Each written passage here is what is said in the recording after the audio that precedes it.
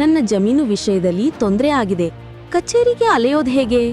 ಕಾನೂನು ಬಗ್ಗೆ ನನಗೆ ಏನೂ ತಿಳಿಯಲ್ಲ.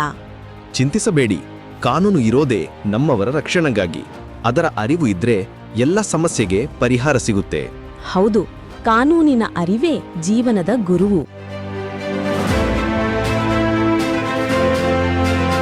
ನಿಮ್ಮ ಎಲ್ಲಾ ಕಾನೂನು ಪ್ರಶ್ನೆಗಳಿಗೆ ಉತ್ತರ ನೀಡಲು ಜನಧ್ವನಿ 90.8 FM ತರ್ತಿದೆ ವಿಶೇಷ ಕಾರ್ಯಕ್ರಮ ಕಾನೂನು ಸಲಹೆ. ಭೂಮಿ ತಕರಾರು, ಕೌಟುಂಬಿಕ ಸಮಸ್ಯೆ ಅಥವಾ ಸರಕಾರಿ ಸೌಲಭ್ಯಗಳ ಮಾಹಿತಿ ಎಲ್ಲವನ್ನೂ ಸರಳವಾಗಿ ತಿಳಿಯಿರಿ. ತಪ್ಪದೇ ಕೇಳಿ ಕಾನೂನು ಸಲಹೆ. ಪ್ರತಿ ಶುಕ್ರವಾರ ಬೆಳಗ್ಗೆ 10:20ಕ್ಕೆ ಹಾಗೂ ಭಾನುವಾರ ರಾತ್ರಿ 8 ಗಂಟೆಗೆ ನಿಮ್ಮ ಮೆಚ್ಚಿನ ಜನಧ್ವನಿ 90.8 FMನಲ್ಲಿ.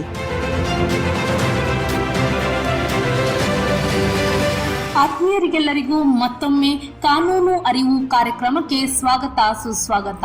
ಎಂದಿನಂತೆ ನಾನು ನಿಮ್ಮ ಮನೆಯ ಮಗಳು ಐಶ್ವರ್ಯ ಮಾನೆಗಾರ್ ಮಾಡುವ ನಮಸ್ಕಾರಗಳು. ಪ್ರಿಯ ಕೇಳುಗರೆ, ಇವತ್ತು ನಾನು ನಿಮ್ಮೊಟ್ಟಿಗೆ ಅಂತಾರಾಷ್ಟ್ರೀಯ ಮಾನವ ಒಗ್ಗಟ್ಟಿನ ದಿನ ಈ ಒಂದು ವಿಷಯದ ಕುರಿತು ಮಾತನಾಡಲಿಕ್ಕಿದ್ದೇನೆ. ಮಿತ್ರರೇ, ನಿಮ್ಗೆಲ್ಲ ತಿಳಿದಿರುವ ಹಾಗೆ ವಸುದೈವಕ ಕುಟುಂಬಕಂ, ಇಡೀ ಜಗತ್ತೇ ಒಂದು ಕುಟುಂಬ ಎಂಬ ಒಂದು ಸಾಲನ್ನ ನಾವು ಕೇಳ್ತಾ ಇರ್ತೀವಿ. ಇದು ಪ್ರಾಚೀನ ಭಾರತದ ತತ್ವವನ್ನ ಆಧುನಿಕ ಜಗತ್ತಿನಲ್ಲಿ ಸಾಕಾರಗೊಳಿಸಲು ಇರುವ ದಿನವೆಂದರೆ ತಪ್ಪಾಗ್ಲಿಕ್ಕಿಲ್ಲ. ಹಾಗಾಗಿ ಪ್ರತಿ ವರ್ಷ ಡಿಸೆಂಬರ್ 20ನ್ನ ಅಂತಾರಾಷ್ಟ್ರೀಯ ಮಾನವ ಒಗ್ಗಟ್ಟಿನ ದಿನ ಎಂದು ಆಚರಣೆ ಮಾಡಲಾಗುತ್ತದೆ. ವಿಶ್ವಸಂಸ್ಥೆಯು ಘೋಷಿಸಿದ ಈ ವಿಶೇಷ ದಿನವು ಜಾಗತಿಕ ಸಮಸ್ಯೆಗಳನ್ನ ಎದುರಿಸುವಲು ಸಹಕಾರ, ಒಗ್ಗಟ್ಟು ಮತ್ತು ಪರಸ್ಪರ ಅವಲಂಬನೆಯ ಒಂದು ಪ್ರಾಮುಖ್ಯತೆಯನ್ನ ನಮಗೆ ನೆನಪಿಸಿಕೊಡುತ್ತದೆ. ವಿವಿಧ ಭಾಷೆ ಇರ್ಬೋದು, ಧರ್ಮ, ಸಂಸ್ಕೃತಿ ಮತ್ತು ರಾಷ್ಟ್ರೀಯತೆ ಜನರ ನಡುವೆ ವೈವಿಧ್ಯತೆಯಲ್ಲಿ ಏಕತೆಯನ್ನ ಆಚರಿಸುವಂತಹ ಜಾಗತಿಕ ಶಾಂತಿ ಮತ್ತು ಸಮೃದ್ಧಿಗಾಗಿ, ಒಗ್ಗಟ್ಟಿಗಾಗಿ ಕೆಲಸವನ್ನ ಮಾಡುವಂತಹ ಪ್ರತಿಜ್ಞೆಯನ್ನ ಮಾಡುವಂತಹ ದಿನವೇ ಈ ಒಂದು ಅಂತಾರಾಷ್ಟ್ರೀಯ ಮಾನವ ಒಗ್ಗಟ್ಟಿನ ದಿನ ಅಂತ ಹೇಳಿದ್ರೆ ತಪ್ಪಾಗ್ಲಿಕ್ಕಿಲ್ಲ. ಇನ್ನು ಈ ಒಂದು ಒಗ್ಗಟ್ಟಿನ ದಿನದ ಒಂದು ಹಿನ್ನೆಲೆ ಮತ್ತು ಅದರ ಇತಿಹಾಸ ಮತ್ತು ಸ್ಥಾಪನೆಯನ್ನ ನಾವು ನೋಡುದಾದ್ರೆ, ಅಂದ್ರೆ ಈ ದಿನ ಡಿಸೆಂಬರ್ 20ನ್ನ ಈ ಒಂದು ಬೀಜವನ್ನ 2000ರಲ್ಲಿ ಅಂಗೀಕರಿಸಲಾಗಿ UN ಮಿಲೇನಿಯಂ ಡಿಕ್ಲರೇಷನ್ ಅದನ್ನ ಆ ಒಂದು ಸಂದರ್ಭದಲ್ಲಿ ಇದನ್ನ ಈ ಒಂದು ವಿಷಯದ ಕುರಿತು ಬೀಜವನ್ನ ಬಿತ್ತಲಾಗುತ್ತೆ. ಈ ಘೋಷಣೆಯಲ್ಲಿ ಸದಸ್ಯ ರಾಷ್ಟ್ರಗಳು ಬಡತನ ನಿರ್ಮೂಲನೆ, ಶಾಂತಿ ಮತ್ತು ಪರಿಸರ ಸಂರಕ್ಷಣೆ ಸೇರಿದಂತೆ ಅನೇಕ ಜಾಗತಿಕ ಗುರಿಗಳನ್ನ ಸಾಧಿಸುವ ಒಂದು ಒಗ್ಗಟ್ಟಿನ ಪ್ರಾಮುಖ್ಯತೆಯನ್ನ ಇಲ್ಲಿ ಒಪ್ಪಿಕೊಳ್ತಾರೆ. ನಂತರ 2005 ಡಿಸೆಂಬರ್ 22ರಂದು ವಿಶ್ವಸಂಸ್ಥೆ ಸಾಮಾನ್ಯ ಸಭೆಯನ್ನ ನಿರ್ಣಯವನ್ನ ಮಾಡುತ್ತದೆ. ಅಲ್ಲಿ ಇದು ಅಂಗೀಕಾರ ಆಗುತ್ತೆ. ಡಿಸೆಂಬರ್ 20ನ್ನ ಅಂತಾರಾಷ್ಟ್ರೀಯ ಮಾನವ ಒಗ್ಗಟ್ಟಿನ ದಿನ ಅಂತ ಘೋಷಣೆ ಮಾಡಲಾಗುತ್ತೆ.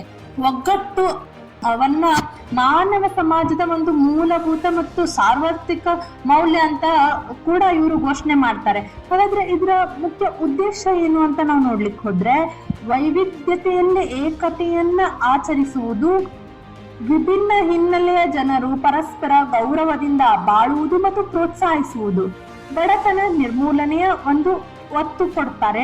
ಈ ದಿನ ಪ್ರಮುಖ ಗಮನವು ಬಡತನದ ಎಲ್ಲಾ ರೂಪಗಳನ್ನ ಕೊನೆಗಾಣಿಸಲು ಮತ್ತು ಒಗ್ಗಟ್ಟಿನ ಪ್ರಾಮುಖ್ಯತೆಯ ಮೇಲೆ ಇವರು ಗಮನವನ್ನ ಹರಿಸ್ತಾರೆ.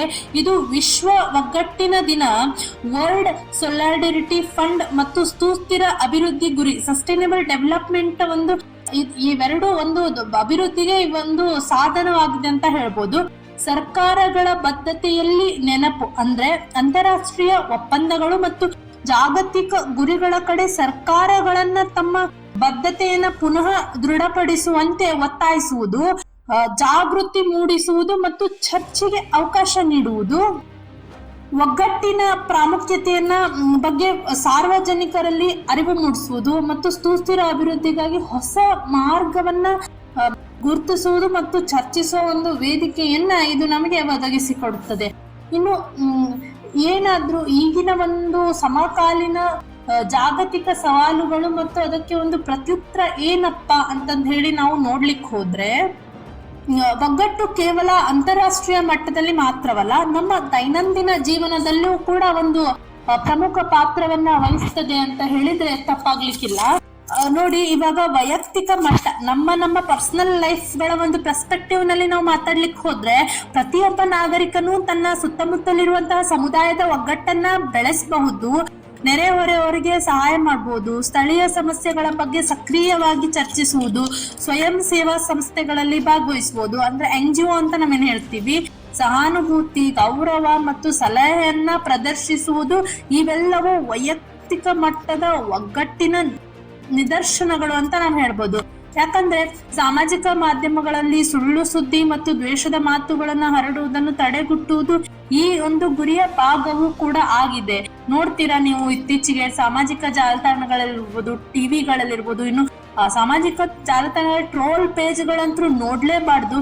ಈ ಪುಟ್ಟದಾಗಿರುವಂತಹ ಸಮಸ್ಯೆಯನ್ನ ಅಲ್ಲೇ ತೆಗೆದು ಚೂಟ್ ಹಾಕುವಂತ ಪ್ರಯತ್ನ ಅವ್ರು ಮಾಡಲ್ಲ, ಅದನ್ನ ಇನ್ನೂ ಬೆಳೆಸೋದು, ಯಾವ್ದೋ ಒಬ್ರು ಏನೋ ಮಾಡಿದ್ರೆ ಅವ್ರನ್ನ ವೈರಲ್ ಮಾಡೋದು, ಅದರಿಂದ ಬೇರೆದವ್ರಿಗೆ ಹಾನಿ ಉಂಟಾಗುವಂತಹ ಪರಿಸ್ಥಿತಿಯನ್ನ ತಂದಿಡುವಂತಹ ಮಟ್ಟಿಗೆ ಇವತ್ತು ಸಾಮಾಜಿಕ ಜಾಲತಾಣಗಳು ಹೋಗ್ಬಿಟ್ಟಿದೆ. ಇನ್ನು ರಾಷ್ಟ್ರೀಯ ಮಟ್ಟದಲ್ಲಿ ನಾವು ನೋಡೋದಾದ್ರೆ, ಒಂದು ರಾಷ್ಟ್ರದ ಒಳಗೆ ಶಿಕ್ಷಣ, ಆರೋಗ್ಯ ಮತ್ತು ಸಾಮಾಜಿಕ ಸುರಕ್ಷತೆ ಸೇರಿದಂತೆ ಎಲ್ಲಾ ನಾಗರಿಕ ಮೂಲಭೂತ ಹಕ್ಕುಗಳನ್ನ ಪೂರೈಸುವ ಒಂದು ಕೆಲಸ ಯಾರು ಮಾಡ್ಬೇಕಾಗಿದೆ? ಸರ್ಕಾರ ಮಾಡ್ಬೇಕಾಗಿದೆ.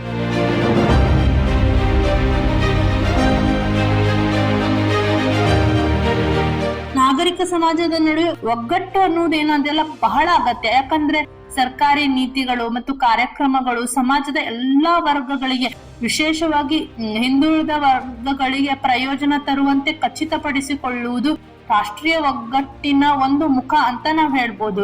ಈಗ ಮಾನವ ಹಕ್ಕುಗಳ ದಿನದ ಒಂದು ಮುಖ್ಯ ಧ್ಯೇಯ ಇರ್ಬೋದು, ಅದ್ರ ಉದ್ದೇಶ ನೋಡುದಾದ್ರೆ, ಡಿಸೆಂಬರ್ 20ಕ್ಕೆ 10 ದಿನಗಳ ಮೊದಲು ಡಿಸೆಂಬರ್ 10ರಂದು ಮಾನವ ಹಕ್ಕುಗಳ ದಿನ ಆಚರಿಸಲಾಗುತ್ತದೆ. ಈ 2 ದಿನಗಳ ಸಂಬಂಧ ಹೊಂದಿವೆ. ಯಾಕಂದ್ರೆ ಮಾನವ ಹಕ್ಕುಗಳು ದಿನವನ್ನ ನಾವು ಸಾರ್ವತ್ರಿಕ ಮಾನವ ಹಕ್ಕುಗಳ ಘೋಷಣೆ, universal declaration of human rights UDHR ಅನ್ನ ಅಂಗೀಕಾರವನ್ನ ಸ್ಮರಿಸುತ್ತದೆ. ಇಲ್ಲಿ ಏನಾಗ್ತದೆ ಅಂದ್ರೆ, ಸಮಾನತೆ, ಸ್ವಾತಂತ್ರ್ಯ ಮತ್ತು ಗೌರವ ಎಂಬುದು UDHR ನ ಮೂಲ ತತ್ವಗಳು. ಒಗ್ಗಟ್ಟಿನ ದಿನವು ಈ ಹಕ್ಕುಗಳನ್ನ ನಿಜ ಜೀವನದಲ್ಲಿ ಕಾರ್ಯರೂಪದಲ್ಲಿ ಕಾಣುವ ಮಾರ್ಗ ಅಂತ ನಾವು ಹೇಳ್ಬೋದು. ಹಕ್ಕುಗಳು ಕೇವಲ ಕಾಗದದ ಮೇಲಿರಬಾರದು, ಅವುಗಳು ಎಲ್ಲರಿಗೂ ಲಭಿಸುವಂತೆ ಮತ್ತು ಮಾಡಲು ಸಹಕಾರದಿಂದ ಒಗ್ಗಟ್ಟಿನ ಒಂದು ಈ ದಿನ ಆಚರಣೆ ಮಾಡುವುದು ಬಹಳ ಮುಖ್ಯ. ಹೀಗೆ ಮಾನವ ಹಕ್ಕುಗಳು ಮತ್ತು ಸೈದ್ಧಾಂತಿಕ ಆಧಾರ ನೀಡಿದರೆ ಮಾನವನ ಒಗ್ಗಟ್ಟು ಅದನ್ನ ಕಾರ್ಯರೂಪಕ್ಕೆ ತರುವ ವಾಹಕವಾಗಿರುತ್ತದೆ ಅಂತಾನು ನಾವು ಹೇಳ್ಬೋದು. ಇನ್ನು ಶಿಕ್ಷಣದ ಮೂಲಕ ನಾವು ಹೇಗೆ ತರ್ಬೋದು ಅಂತ ನೋಡೋದಾದ್ರೆ, ಶಾಲೆಗಳು ಮತ್ತು ಕಾಲೇಜುಗಳಲ್ಲಿ ವಿಶ್ವ ನಾಗರಿಕತ್ವ ಅಂದ್ರೆ ಗ್ಲೋಬಲ್ ಸಿಟಿಸನ್ಶಿಪ್, ಸಹಾನುಭೂತಿ ಮತ್ತು ಅಂತಾರಾಷ್ಟ್ರೀಯ ತಿಳುವಳಿಕೆಯ ಬಗ್ಗೆ ಶಿಕ್ಷಣ ನೀಡಬೇಕು. ಯುವಜನರು ವಿಭಿನ್ನ ಸಂಸ್ಕೃತಿ ಮತ್ತು ದೃಷ್ಟಿಕೋನಗಳನ್ನು ಅರ್ಥ ಮಾಡಿಕೊಳ್ಳುವಂತೆ ಪ್ರೋತ್ಸಾಹಿಸಬೇಕು. ಇನ್ನು ತಂತ್ರಜ್ಞಾನವನ್ನ ನಾವು ಸಕಾರಾತ್ಮಕವಾಗಿ ಬಳಸಬೇಕು. ಅದು ಹೇಗಂದ್ರೆ, ಸಾಮಾಜಿಕ ಮಾಧ್ಯಮಗಳು ಮತ್ತು ಇಂಟರ್ನೆಟ್ ಅನ್ನು ಸಂವಾದ ಮತ್ತು ತಿಳುವಳಿಕೆ ಹೆಚ್ಚಿಸಲು ಬಳಸಬೇಕು, ಹೊರತು ದ್ವೇಷ ಮತ್ತು ಸುಳ್ಳು ಸುದ್ದಿಯನ್ನ ಹರಡಲಲ್ಲ. ಇದನ್ನ ತಡೆಗಟ್ಟಿಸಲು ನಾವು ಅದನ್ನ ಬಳಸಬೇಕು. ಇನ್ನು ಯುವ ಜನರ ಒಂದು ಸಕ್ರಿಯ ಭಾಗವಹಿಸುವಿಕೆ, ಜಾಗತಿಕ ಸವಾಲುಗಳು ಪರಿಹಾರಕ್ಕೆ ಯುವತಿಯರು ನವೀನ ಚಿಂತನೆ ಮತ್ತು ಶಕ್ತಿ ಬಹಳ ಅಗತ್ಯ ಆಗಿದೆ. ಯಾಕಂದ್ರೆ ಅವರ ನೇತೃತ್ವದ ಪಾತ್ರಗಳು ಮತ್ತು ನಿರ್ಧಾರ ತೆಗೆದುಕೊಳ್ಳುವ ಒಂದು ಪ್ರಕ್ರಿಯೆಯಲ್ಲಿ ಸ್ಥಾನವನ್ನ ನಾವು ನೀಡಬೇಕಾಗಿದೆ. ಇನ್ನು ಸುಸ್ಥಿರ ಅಭಿವೃದ್ಧಿಯ ಗುರಿ SDGs, ಸಸ್ಟೈನಬಲ್ ಡೆವಲಪ್ಮೆಂಟ್ ಗೋಲ್ ಅಂತ ನಾವೇನ್ ಹೇಳ್ತೀವಿ, ಬಡತನ, ಹಸಿವು, ಅಸಮಾನತೆ ಮತ್ತು ಹವಾಮಾನ ಬದಲಾವಣೆ ಸೇರಿದಂತೆ 17 ನಮ್ಗೆ SDGಗಳಿದೆ. ಅಂದ್ರೆ ಸಸ್ಟೈನಬಲ್ ಡೆವಲಪ್ಮೆಂಟ್ ಗೋಲ್ ಅನ್ನ ಸಾಧಿಸುವ ಒಂದು ಗುರಿಯನ್ನ ನಾವು ಹಾಕಿಕೊಂಡಿದ್ದೇವೆ. ಈ ಗುರಿಗಳು ಸಾಧಿಸಲು ಎಲ್ಲಾ ರಾಷ್ಟ್ರಗಳು, ಎಲ್ಲಾ ಸಂಸ್ಥೆಗಳು, ಎಲ್ಲಾ ವ್ಯಕ್ತಿಗಳ ಒಂದು ಅಗತ್ಯ ಮತ್ತು ಸಹಕಾರ ಬಹುಮುಖ್ಯ ಅಂತ ನಾವು ಹೇಳ್ಬೋದು. ಹಾಗಾದ್ರೆ ಈ ಒಂದು ವಿಷಯದ ಕುರಿತಂತೆ ಒಂದಿಷ್ಟು ಉದಾಹರಣೆಗಳನ್ನ ನಾನು ಇವತ್ತು ನಿಮ್ಮೊಂದಿಗೆ ಹಂಚಿಕೊಳ್ಳಲು ಇಷ್ಟಪಡುತ್ತೇನೆ. ನಿಮಗೆಲ್ಲ ತಿಳಿದಿರೋ ಹಾಗೆ ಇಡೀ ಒಂದು ಹೂವಿನ ಗುಚ್ಛದ ಸೌಂದರ್ಯ ಪ್ರತಿ ಒಂದು ಹೂವಿನ ಒಂದು ವಿಭಿನ್ನತೆಯ ಮೇಲೆ ನಿಂತಿರುತ್ತದೆ ಎಂಬ ಮಾತು ನಮಗೆಲ್ಲ ಗೊತ್ತಿದೆ. ಈ ಮಾತಿನ ಒಂದು ಆಳವಾದ ಅರ್ಥವನ್ನ ನಾವು ಈ ಒಂದು ಡಿಸೆಂಬರ್ 20 ದಿನದ ಒಂದು ಒಗ್ಗಟ್ಟಿನ ದಿನ ನಮಗೆಲ್ಲರಿಗೂ ಒಂದು ಪ್ರಮುಖ ಸಂದೇಶವನ್ನ ನೀಡ್ತದೆ. ಹಾಗಾಗಿ ಒಂದಿಷ್ಟು ಉದಾಹರಣೆ ನೋಡೋದಾದ್ರೆ, ಮೊದಲಿಗೆ ಸಾಮೂಹಿಕ ಆರೋಗ್ಯ ಸೇವೆಗಳು ಅಂತ ನಾವೇನ್ ಹೇಳ್ತೀವಿ. ನಾವೆಲ್ಲರೂ ಆಸ್ಪತ್ರೆಗೇನೋ ಹೋಗ್ತೀವಿ, ಸರ್ಕಾರಿ ಶಾಲೆಗಳಿರ್ಬೋದು, ಸಾರ್ವಜನಿಕ ಸಾರಿಗೆ ಸೇವೆಗಳನ್ನ ಬಳಸ್ತೇವೆ. ಈ ಸೇವೆಗಳೆಲ್ಲವೂ ನಮ್ಮ ತೆರಿಗೆ ಹಣದಿಂದ ನಡೆಯುತ್ತವೆ. ಇಲ್ಲಿ ಶ್ರೀಮಂತರು, ಬಡವರು, ಎಲ್ಲಾ ವರ್ಗದ ಜನರು ತಮ್ಮ ಆದಾಯದ ಪ್ರಮಾಣದಲ್ಲಿ ಒಂದು ಕೊಡುಗೆಯನ್ನ ನೀಡ್ತಾರೆ ಮತ್ತು ಅಗತ್ಯ ಬಿದ್ದಾಗ ಅದರ ಫಲವನ್ನು ಸಹ ಅವರು ಅನುಭವಿಸುತ್ತಾರೆ. ಇದೇ ಆರ್ಥಿಕ ಒಗ್ಗಟ್ಟಿನ ಒಂದು ಜೀವಂತ ಉದಾಹರಣೆ ಅಂತ ನಾವು ಹೇಳ್ಬೋದು. ಇನ್ನು ನೈಸರ್ಗಿಕ ಸಂಪತ್ತು ಮತ್ತು ನೈಸರ್ಗಿಕ ವಿಪತ್ತು ಅಂತ ನಾವೇನ್ ಹೇಳ್ತೀವಿ, ಅದರ ಒಂದು ಸಮಯದ ಸಹಾಯ. ಕರ್ನಾಟಕದಲ್ಲಿ ಕೊಡಗು ಮತ್ತು ಕರಾವಳಿ ಪ್ರದೇಶದಲ್ಲಿ ನಾವು ಪ್ರತಿ ವರ್ಷವೂ ಬರುವಂತಹ ಪ್ರವಾಹ ಸಮಸ್ಯೆ ನಮ್ಗೆಲ್ಲ ಗೊತ್ತೇ ಇದೆ. ಪ್ರವಾಹ ಬಂದಾಗ ಸ್ಥಳೀಯರು ರಾಜ್ಯದ ಇತರೆ ಭಾಗಗಳಿಂದ ಬಂದು ಸ್ವಯಂ ಸೇವಕರು, ಸೇನೆ ಮತ್ತು ವಿವಿಧ ಸಂಘಟನೆಗಳು ಒಟ್ಟಾಗಿ ಕೆಲಸ ಮಾಡುವುದನ್ನು ನಾವು ನೋಡಿದ್ದೇವೆ. ಅವರು ಭಾಷೆ, ಧರ್ಮ ಅಥವಾ ಯಾವುದೇ ಜಾತಿ ಒಂದು ಭೇದ ಭಾವವಿಲ್ಲದೆ ಬಂದು ಬಾವಿ ನೀರಿನಲ್ಲಿ ಸಿಲುಕಿರುವಂತಹ ರಕ್ಷಿಸ್ತಾರೆ ಮತ್ತು ಆಹಾರ, ಬಟ್ಟೆಯನ್ನು ಸಹ ವಿತರಿಸ್ತಾರೆ. ಅಲ್ಲಿ ಇಲ್ಲಿ ನನ್ನದು ನಿನ್ನದು ಎಂಬ ಯಾವುದೇ ಭಾವನೆ ಇರುವುದಿಲ್ಲ, ನಮ್ಮ ಸಮಸ್ಯೆ ಎಂಬ ಭಾವನೆ ಮಾತ್ರ ಇರ್ತದೆ. ಇನ್ನು ಗ್ರಾಮೀಣದ ಸಹಕಾರ, ಈ ವಿಷಯದ ಬಗ್ಗೆ ಹೇಳೋದಾದ್ರೆ, ಹಳ್ಳಿಗಳಲ್ಲಿ ನಾವು ಇಂದಿಗೂ ಹಳ್ಳಿಗಳಲ್ಲಿ ಏನಾಗ್ತದೆ ಅಂದ್ರೆ ಇಂದಿಗೂ ಒಕ್ಕಲು ಪದ್ಧತಿ ಅಂತ ನಾವೇನ್ ಹೇಳ್ತೀವಿ. ಒಬ್ಬ ರೈತನಿಗೆ ಸಸಿ ನೆಡುವ ಅಥವಾ ಕಟಾವು ಮಾಡುವುದು ಏನಾದ್ರೂ ಕೆಲಸ ಇದ್ರೆ ಗ್ರಾಮದ ಇತರೆ ರೈತರು ಅವನಿಗೆ ಸಹಾಯ ಮಾಡಲು ಬರ್ತಾರೆ. ಪ್ರತಿಫಲವಾಗಿ ಹಣ್ಣನ್ನ ಅಪೇಕ್ಷಿಸುವುದಿಲ್ಲ, ಬದಲಾಗಿ ಅವರಿಗೆ ಕೆಲಸ ಬಂದಾಗ ಅದೇ ಸಹಾಯವನ್ನ ಅವರು ಅಪೇಕ್ಷೆ ಪಡ್ತಾರೆ. ಇದು 1000 ವರ್ಷಗಳಿಂದ ಒಂದು ನಡೆದು ಬಂದಂತಹ ಒಂದು ಇದು ಅಂತ ನಾವು ಹೇಳ್ಬೋದು. ಇನ್ನು ಗ್ರಾಮೀಣ ಭಾರತದ ಸೌಹಾರ್ದ ಹೆಂಗಂದ್ರೆ, ಒಂದು ಗ್ರಾಮದಲ್ಲಿ ಏನಾಗ್ತದೆ ಅಂದ್ರೆ ಹಿಂದೂ ಮುಸ್ಲಿಂ ಕುಟುಂಬಗಳು ಪಕ್ಕದಲ್ಲೇ ವಾಸಿಸುತ್ತಾ ಇರ್ತವೆ. ಕುಟುಂಬದ ಮುಖ್ಯಸ್ಥನಿಗೆ ಹಠಾತ್ ಆಗಿ ಆಕಸ್ಮಿಕವಾಗಿ ಹೃದಯ ಅಪಘಾತ ಆಯ್ತಂದ್ರೆ ಗ್ರಾಮದ ಆಸ್ಪತ್ರೆ ಇರಲ್ಲ. ಹಿಂದೂ ಕುಟುಂಬದ ಯುವಕ ತನ್ನ 2 ಚಕ್ರದ ವಾಹನದ ಮೇಲೆ ಅವನನ್ನ ಕೂರಿಸಿ 15 ಕಿಲೋಮೀಟರ್ ದೂರ ಆಸ್ಪತ್ರೆಗೆ ಕರೆದೊಯ್ತಾನೆ. ಮಧ್ಯರಾತ್ರಿ ಆಗ್ತದೆ, ದಾರಿ ಕಡಿದಾಗಿತ್ತು, ಆದ್ರೆ ಆ ಯುವಕ ನಮ್ಮ ಗ್ರಾಮದವರು, ನಮ್ಮ ಕುಟುಂಬ ಎಂದು ಭಾವಿಸಿದ್ದ. ಈ ಕಾರ್ಯದಿಂದ ಆ ಮನುಷ್ಯನ ಜೀವನವೂ ಉಳಿಯಿತು. ಅಲ್ಲಿ ಧರ್ಮ, ಗೌಣ ಮತ್ತು ಯಾವುದೇ ಮಾನವೀಯತೆಯೇ ಒಂದು ಪ್ರಮುಖ ಪಾತ್ರವನ್ನ ವಹಿಸ್ತು ಅಂತಂದೇಳಿ ನಾವು ಹೇಳ್ಬೋದು. ಇನ್ನು ಒಂದಿಷ್ಟು ನೈಜ ಉದಾಹರಣೆಗಳನ್ನ ಕೊಡುವುದಾದ್ರೆ, ರಾಷ್ಟ್ರ ಮಟ್ಟದಲ್ಲಿ ಕೇರಳದಲ್ಲಿ ನಡೆದಂತಹ ಪ್ರವಾಹ ಸಂದರ್ಭದಲ್ಲಿ 2015 ಇರ್ಬೋದು, ಕೇರಳದಲ್ಲಿ ಭೀಕರ ಪ್ರವಾಹ ಸಂಭವಿಸಿತು. ಅಲ್ಲಿ ಎಲ್ಲಾ ಭಾಗಗಳಿಂದ ಸಹಾಯ ಹರಿದು ಬಂದಿತ್ತು. ಪಂಜಾಬ್ನ ಸಿಖ್ ಸಮುದಾಯದ ಅನೇಕ ಟ್ರಸ್ಟ್ಗಳಿಂದ ಆಹಾರ ಸಾಮಗ್ರಿಗಳನ್ನ ಕಳಿಸಲಾಯಿತು. ಗುಜರಾತ್ನ ವಿದ್ಯಾರ್ಥಿಗಳು ಚಂದ ಸಂಗ್ರಹಿಸಿದ್ರು. ಮತ್ತೆ ತಮಿಳುನಾಡಿನ ಮೀನುಗಾರರು ತಮ್ಮ ದೋಣಿಯೊಳಗೆ ಬಂದು ಪ್ರವಾಹಕ್ಕೆ ಸಿಲುಕಿದಂತವನ್ನ ರಕ್ಷಿಸ್ತಾರೆ. ಮಹಾರಾಷ್ಟ್ರದ ಕಲಾಕಾರರು ಚಾರಿಟಿ ಕಾರ್ಯಕ್ರಮಗಳನ್ನ ಅವರು ನಡೆಸ್ಕೊಟ್ರು. ಇನ್ನು ಭಾಷೆ, ಧರ್ಮ, ಪ್ರದೇಶ ಎಲ್ಲವುಗಳನ್ನ ಮೀರಿ ಅಲ್ಲಿ ನಾವು ಕೇರಳದವರು ಎಂದು ಭಾವಿಸಿದರು. ಇದು ಭಾರತದ ಹೃದಯದಲ್ಲಿ ನೂಲಿನಂತೆ ಹಾಯ್ದಿರುವ ಕಂಡ ಒಗ್ಗಟ್ಟಿನ ಶಕ್ತಿಯನ್ನ ತೋರಿಸ್ತು ಅಂತಂದು ಹೇಳಿ ನಾವು ಹೇಳ್ಬೋದು.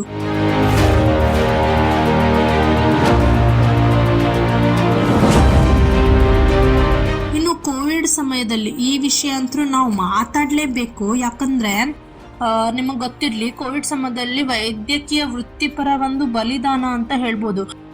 ಕೋವಿಡ್ ಎಂಬ ಒಂದು ಕಾಮಿಕ ರೋಗದ ಸಮಯದಲ್ಲಿ ಇಟಲಿ ಮತ್ತು ಸ್ಪೇನ್ಗಳಲ್ಲಿ ವೈದ್ಯರು, ನರ್ಸು ಮತ್ತು ಆರೋಗ್ಯ ಕಾರ್ಯಕರ್ತರು ತಮ್ಮ ಜೀವನವನ್ನ ಪಣವಾಗಿಟ್ರು, ಕೆಲಸ ಮಾಡಿದ್ರು. ಅಮೆರಿಕದಿಂದ ಚೈನಾಕ್ಕೆ, ಭಾರತದಿಂದ ಬ್ರೆಜಿಲ್ಗೆ ವೈದ್ಯಕೀಯ ವೃತ್ತಿಪರ ರಾಷ್ಟ್ರೀಯತೆ ಗಡಿಗಳನ್ನ ಮರೆತು ಮಾನವ ಜೀವನವನ್ನ ರಕ್ಷಣೆ ಮಾಡುವುದು ಏಕೈಕ ಗುರಿ ಎಂಬ ಒಂದನ್ನು ಅವರು ತಿಳಿಸ್ಕೊಟ್ರು. ಭಾರತದ ಬೃಹತ್ ಪ್ರಮಾಣದಲ್ಲಿ ಔಷಧಿಯನ್ನ ವಿಶ್ವದ ಬೇರೆ ಬೇರೆ ದೇಶಗಳಿಗೆ ತಲುಪಿಸಿತು. ವಿಶ್ವ ಕುಟುಂಬ ಎಂಬುವ ನಿಜವಾದ ಅರ್ಥವನ್ನ ಸಾರ್ತು ಅಂತಂದು ಹೇಳಿ ನಮ್ಗೆ ಈ ವಿಷಯದಿಂದ ತಿಳಿದು ಬರ್ತದೆ. ಇನ್ನು ಸಾಮಾಜಿಕ ಮಾಧ್ಯಮದಲ್ಲಿ ನಾವು ಹೇಗೆ ಸಕಾರಾತ್ಮಕತೆಯನ್ನ ಉಂಟು ಮಾಡಬಹುದು ಅಂತ ನೋಡ್ಲಿಕ್ಕೆ ಹೋದ್ರೆ, ಯುವ ವೈದ್ಯ ಡಾಕ್ಟರ್ ಆರ್ಯನ್ ಸಿಂಗ್ ಅಂತ ನೀವು ಹೆಸರನ್ನ ಕೇಳಿದಿರ. ಸಾಮಾಜಿಕ ಮಾಧ್ಯಮದಲ್ಲಿ ಹೆಲ್ತ್ ಬಿಯಾಂಡ್ ಬಾರ್ಡರ್ಸ್ ಎಂಬ ಒಂದು ಪೇಜ್ ನ ಓಪನ್ ಮಾಡ್ತಾರೆ. ಅಲ್ಲಿ ಅವರು ವಿವಿಧ ಭಾಷೆಗಳಲ್ಲಿ ಕನ್ನಡ, ಹಿಂದಿ, ಇಂಗ್ಲಿಷ್, ಪಂಜಾಬಿ ಭಾಷೆಗಳಲ್ಲಿ ಆರೋಗ್ಯ ಸಲಹೆಗಳನ್ನ ನೀಡ್ತಾರೆ. ವಿಭಿನ್ನ ಭಾಷೆ ಮತ್ತು ಸಂಸ್ಕೃತಿಯ ಜನರನ್ನ ಜ್ಞಾನದ ಸೇತುವೆಯಿಂದ ಒಂದು ಸಂಪರ್ಕಿಸುವ ಪ್ರಯತ್ನವನ್ನ ಮಾಡ್ತಾರೆ. ಪ್ರಿಯ ಮಿತ್ರರೇ, ಈ ಎಲ್ಲ ವಿಷಯವನ್ನ ನೋಡಿದ್ಮೇಲೆ, ಕೇಳಿಸ್ಕೊಂಡ ಮೇಲೆ ನಮಗ್ ಏನ್ ಅರ್ಥ ಆಯ್ತು ಅಂತಂದ್ ಹೇಳಿ ನೋಡ್ಲಿಕ್ಕೆ ಹೋದ್ರೆ, ಮಾನವ ಒಗ್ಗಟ್ಟು ಎಂದರೆ ದೊಡ್ಡ ದೊಡ್ಡ ಭಾಷಣಗಳನ್ನ ಅಥವಾ ಸಮಾವೇಶಗಳಿಗೆ ಮಾತ್ರ ಸೀಮಿತ ಆಗ್ಬಾರ್ದು. ಇದು ನಮ್ಮ ದಿನನಿತ್ಯದ ಆಯ್ಕೆಗಳಲ್ಲಿ, ನಮ್ಮ ಸಂವಾದದಲ್ಲಿ, ನಮ್ಮ ದೃಷ್ಟಿಕೋನದಲ್ಲಿ ಪ್ರತಿಫಲಿಸುತ್ತದೆ. ನಮ್ಮ ಕಚೇರಿಯಲ್ಲಿ ಹೊಸ ಸಹೋದ್ಯೋಗಿಯನ್ನ ಸ್ವಾಗತಿಸುವುದಿರ್ಬೋದು, ವಿಭಿನ್ನ ಭಾಷೆ ಮಾತನಾಡುವ ನೆರೆಹೊರೆಯವರಿಗೆ ಸಹಾಯ ಮಾಡೋದಿರ್ಬೋದು, ಬಸ್ನಲ್ಲಿ ವೃದ್ಧರಿಗೆ ಆಸನ ಕೊಡೋದಿರ್ಬೋದು, ವಿದೇಶಿ ವಿದ್ಯಾರ್ಥಿಗಳಿಗೆ ನಮ್ಮ ಸಂಸ್ಕೃತಿಯನ್ನ ಅರ್ಥ ಮಾಡಿಸಿಕೊಡುವ ಒಂದು ವೈಶಿಷ್ಟ್ಯತೆ ಇರ್ಬೋದು, ಸಾಮಾಜಿಕ ಮಾಧ್ಯಮಗಳಲ್ಲಿ ದ್ವೇಷದ ಬದಲು ಪ್ರೀತಿಯನ್ನ ಹರಡುವುದು. ನಾವು ಮಾನವ ಒಗ್ಗಟ್ಟಿನ ದೂತರಾಗುತ್ತೇವೆ. ನಮ್ಮ ವ್ಯವಸ್ಥೆಗಳು ಸಂಗೀತದ ವಿಭಿನ್ನ ಸ್ವರಗಳಂತೆ ಪ್ರತ್ಯೇಕವಾಗಿ ಸುಂದರವಾಗಿದ್ದು ಒಟ್ಟಿಗೆ ಸೇರಿದಾಗ ಅದ್ಭುತ ಸಾಮರಸ್ಯವನ್ನ ಸೃಷ್ಟಿಸುತ್ತದೆ. ನಾವೆಲ್ಲರೂ ಒಂದೇ. ಮಾನವ ಕುಟುಂಬದ ವಿವಿಧ ಅಂಗಗಳು. ಒಂದು ಅಂಗಕ್ಕೆ ನೋವಾದರೆ ಇಡೀ ದೇಹಕ್ಕೆ ನೋವು, ಒಂದು ಅಂಗ ಸುಖವಾಗಿದ್ದರೆ ಇಡೀ ದೇಹ ಸುಖವಾಗಿರುತ್ತದೆ ಎಂಬ ಪರಿಕಲ್ಪನೆ ಇವತ್ತು ನಮ್ಮಲ್ಲಿ ಬರಬೇಕಾಗಿದೆ. ಈ ಅಂತಾರಾಷ್ಟ್ರೀಯ ಮಾನವನ ಒಗ್ಗಟ್ಟು ದಿನದಂದು ನಾವೆಲ್ಲರೂ ಪ್ರತಿಜ್ಞೆ ಮಾಡೋಣ. ನಾನು ನನ್ನ ಸುತ್ತಮುತ್ತಲು ಒಗ್ಗಟ್ಟಿನ ದೀಪವನ್ನ ಬೆಳಗಿಸುವೆವು. ನಾವು ವಿಭಜನೆ ಭಾಷೆ ಮಾತನಾಡುವುದಿಲ್ಲ, ಸಂಪರ್ಕದ ಭಾಷೆ ಮಾತನಾಡುವೆವು. ನಾವು ಬೇರೆ ಮಾಡುವ ದೃಷ್ಟಿಯಿಂದ ನೋಡುವುದಿಲ್ಲ, ಒಂದು ಮಾಡುವ ಹೃದಯದಿಂದ ನೋಡುತ್ತೇವೆ. ಕೊನೆಯ ಮಾತೇನಪ್ಪ ಅಂದ್ರೆ, ನಾವೆಲ್ಲರೂ ಹೇಗಿರ್ಬೇಕಂದ್ರೆ, ನದಿಗಳು, ನಮ್ಮ ಮೂಲಗಳು ವಿಭಿನ್ನವಾಗಿದ್ದರೂ ಆದರೆ ನಾವೆಲ್ಲರೂ ಗಮನಾಸ್ತ್ಯ ಒಂದೇ. ಮಾನವೀಯತೆಯೇ ವಿಶಾಲ ಸಾಗರ. ಯಾಕಂದ್ರೆ ಡಿಸೆಂಬರ್ 20 ಅಂತಾರಾಷ್ಟ್ರೀಯ ಮಾನವನ ಒಗ್ಗಟ್ಟಿನ ದಿನ ಇರ್ಬೋದು, ಆದ್ರೆ ನಮ್ಮ ಸಾಮಾನ್ಯ ಮಾನವೀಯತೆ ಜ್ಞಾಪನೀಯ ದಿನ ಇದು. ನಮಗೆ ನೆನಪಿಸ್ತದೆ ನಮ್ಮ ತಾರತಮ್ಯ ಮತ್ತು ಭೇದಗಳು ಅಷ್ಟೇ ಇರಲಿ, ನಾವೆಲ್ಲರೂ ಒಂದೇ, ಮಾನವ ಒಂದೇ ಕುಟುಂಬ. ಒಗ್ಗಟ್ಟಾಗಿ ನಿಂತರೆ ಮಾತ್ರ ನಾವು ಶಾಂತಿ, ಸಮೃದ್ಧಿ ಮತ್ತು ಸಮಾನತೆಯ ಜಗತ್ತನ್ನ ನಿರ್ಮಿಸಬಹುದು. ಆದ್ದರಿಂದ ಒಗ್ಗಟ್ಟಿನಲ್ಲಿ ಈ ದಿನದಲ್ಲಿ ಜಾತಿ ಧರ್ಮವಲ್ಲ, ಮಾನವೀಯತೆಯ ಮೊದಲ ಗುರುತು ಎಂಬ ಸಂದೇಶವನ್ನ ನಾವೆಲ್ಲರೂ ಒಪ್ಪಿಕೊಂಡು ವಿವಿಧತೆಯಲ್ಲಿ ಏಕತೆಯನ್ನ ಬಲಪಡಿಸುವ ನಮ್ಮ ಬದ್ಧತೆಯನ್ನ ಪುನರ್ಚೇತನಗೊಳಿಸಬೇಕಾಗಿದೆ. ಧನ್ಯವಾದಗಳು. ಜೈ ಹಿಂದೂ, ಜೈ ಭಾರತ್, ಜೈ ಹ್ಯುಮ್ಯಾನಿಟಿ.